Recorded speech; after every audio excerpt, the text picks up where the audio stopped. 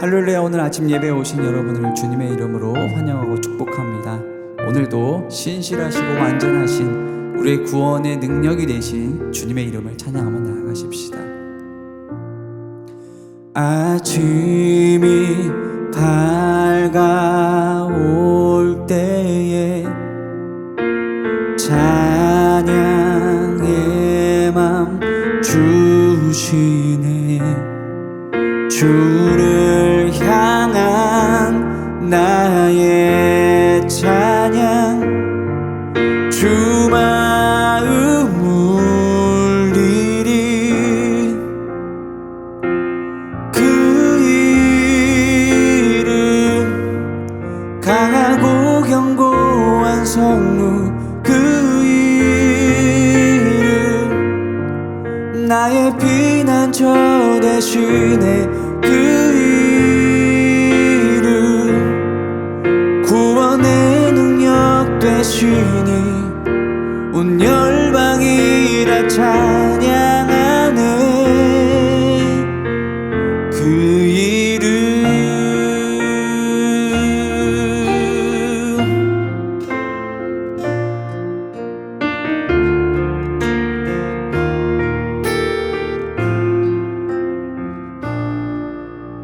주의 이름 부를 때 나의 맘 채우소서. 내 삶을 주께 드리며 주 이름 높이리. 그 이름 강하고 견고한 성루, 그 이름 나의 피난처 되시네. 그 이름 구원의 능력 되시니 온 열방이 다 찬양하네. 그 이름 강하고 견고한 성루, 그 이름 나의 피난처 되시네. 그 이름 구원의 능력 되시니 온 열방이 다 찬양하네. 그 이름. 제14장.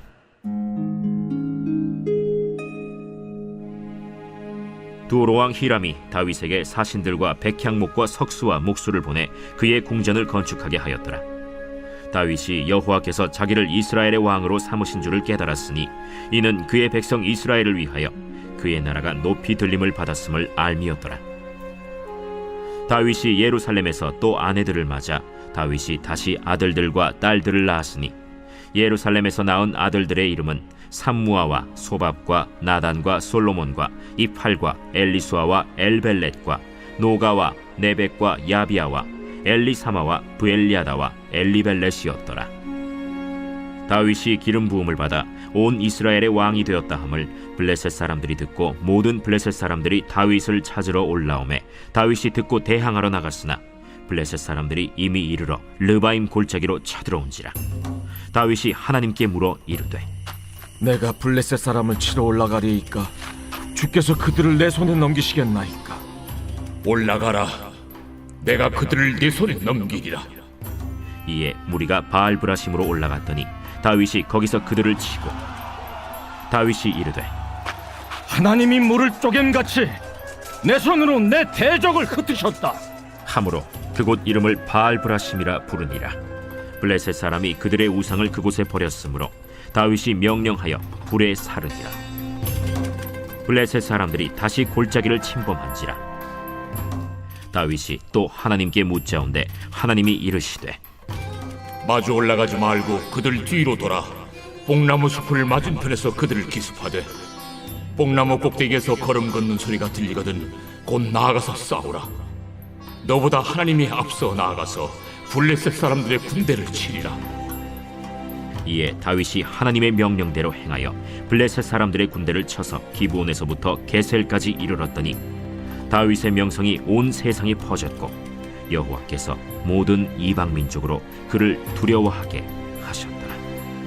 사랑하는 라이프처치 성도 여러분, 오늘은 역대상 14장을 통해서 하나님의 음성을 듣고자 합니다. 역대상 14장에 보니까 다윗이 이스라엘의 왕으로서 활동하는 그 내용이 기록되어져 있어요. 그런데 2절에 보니까 굉장히 중요한 메시지가 기록되어져 있습니다. 다윗이 여호와께서 자기를 이스라엘 왕으로 삼으신 줄 깨달으니. 그러니까 무슨 말입니까? 내가 잘나서, 내가 잘해서, 내가 자격이 있어서 왕이 된 게 아니라 하나님이 나를 그 자리에 세우셨다. 여러분들도 이 다윗과 같은 마음으로 여러분의 삶의 자리에서 겸손한 마음으로 임하실 수 있기를 바랍니다. 우리가 살다가 보면은 내가 어느 자리에 가면 내가 그 수준에 당연히 있어야 될 사람, 나니까 여기 있지, 아니면 내가 괜찮은 사람이라고 착각을 하게 돼요. 그런데 다윗은 그 왕의 자리에 올랐을 때 이건 하나님이 나에게 주신 거다. 그러면서 그 다음에 자연스럽게 무엇으로 생각이 이어지냐면 그의 백성 이스라엘을 위하여. 누구를 위해서요?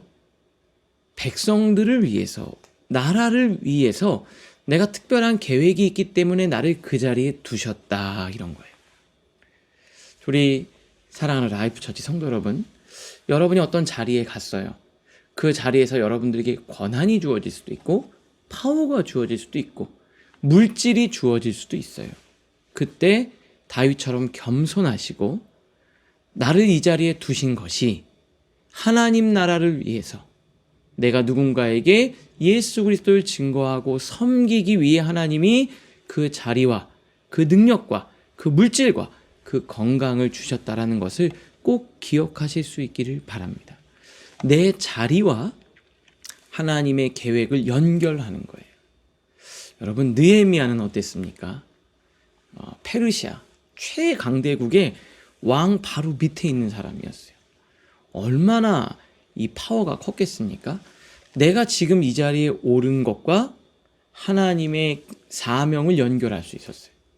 내가 이 자리에 왜 하나님이 나를 두셨을까?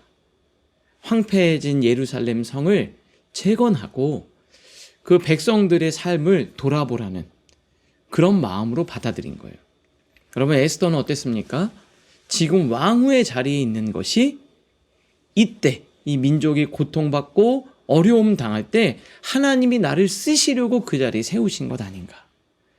여러분이 그 자리에 간 것, 여러분의 사업을 형통하게 하신 것, 여러분이 어떤 영향력 있는 자리에 갈 수 있었던 것, 사람들에게 여러분들이 노출되는 것, 그 모든 것이 그의 백성 이스라엘을 위하여 그의 나라가 높이 들림받았음을 알았다. 이런 깨달음이 여러분들에게도 있기를 주님의 이름으로 축복합니다. 하나님이 나를 세우셨다는 분명한 인식, 그리고 그 자리와 사명을 연결할 수 있는 은혜가 있기를 바라요. 그 자리를 나만을 위한 자리로 여기지 않는 라이프처치 성도님들 되시기를 바랍니다. 이어서 두 번째인데요. 다윗은 그러면서도 계속해서 블레셋과의 전쟁이 벌어집니다. 8절부터 17절까지는 블레셋과의 전투의 내용인데, 거기 보면 10절에 보면 이렇게 되어 있습니다. 다윗이 하나님께 물어 이르되, 하나님, 제가 블레셋과 싸우러 올라가야 됩니까? 제가 어떻게 해야 됩니까? 하나님께 물었다는 거예요. 그래서 하나님께 기도하고 전쟁을 치르게 되죠. 그 다음에 14절에 보니까 또 블레셋과의 전쟁이 벌어지는데요. 여기 이렇게 되어 있습니다. 다윗이 또 하나님께 묻자온대. 10절과 14절. 다윗이 하나님께 물어 이르되, 14절. 다윗이 또 하나님께 묻자온대. 그는 하나님께 계속해서 물었어요. 이 전투가 반복되잖아요. 그러면 이전에 했던 경험을 가지고 그대로 내가 적용해서, 그땐 이랬으니까 이번에 하나님께 묻지 않고 내 경험을 따라 그 전쟁을 치를 수도 있는데, 그때마다 하나님께 묻고 나갔다는 거예요. 우리 해설 첫 번째, 두 번째 줄 볼까요? 블레셋과 전투가 반복되었지만 다윗은 경험을 따라가지 않고 하나님께 다시 묻습니다. 그리고 하나님은 다른 방식으로 응답을 하시죠. 경험을 따라가지 않았다. 내 이전의 경험, 내 생각, 그거를 당연시 여기며 따라가지 않고 그때마다 하나님께 묻고 나가는 정말 겸손한 모습을 보게 됩니다.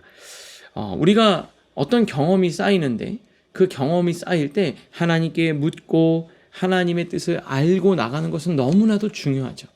특별히 리더한테는 더 중요한 것 같습니다. 예전에 이렇게 한 거니까 이번에 되겠지. 안 되는 거예요. 그때 잘했으니까 이번에도 되겠지. 안 되는 거예요. 그때마다 매 순간마다 하나님의 은혜가 있어야 돼요. 이번에는 좀 잘 되겠지? 그렇지 않아요. 그 순간순간마다 하나님의 도우심이 없으면 우리는 살 수 없어요. 어제 들은 말씀으로 어제를 사는 거예요. 오늘 들은 말씀으로 오늘을 사는 겁니다. 어제 드린 기도로 내가 문제를 풀어갔어요. 오늘 드린 기도로 오늘의 문제를 풀어가는 겁니다. 여러분, 그렇게 하나님께 묻고 기도하며 나가는, 하나님과 한 발짝 한 발짝 동행해가는 라이프 처치 성도님들 되시기를 바랍니다. 우리 첫 번째입니다. 내가 지금 서 있는 자리에서 나는 하나님을 기억하고 있습니까? 그리고 내가 그 자리에서 하나님이 무슨 뜻인지를 생각하고 있습니까? 두 번째, 내가 해온 방식과 경험을 고집하고 있지는 않습니까? 경험을 따라가지 않고 하나님께 묻는 삶 되시기를 주님의 이름으로 축복합니다. 오늘을 위한 기도로 마치겠습니다. 주님, 지금 내가 서 있는 자리를 은혜로 보게 하소서. 익숙한 길보다 주님의 방식 앞에 머무르는 용기를 주옵소서. 하나님의 뜻이 내 계획을 덮는 믿음을 살게 하옵소서. 예수님의 이름으로 기도드립니다. 아멘.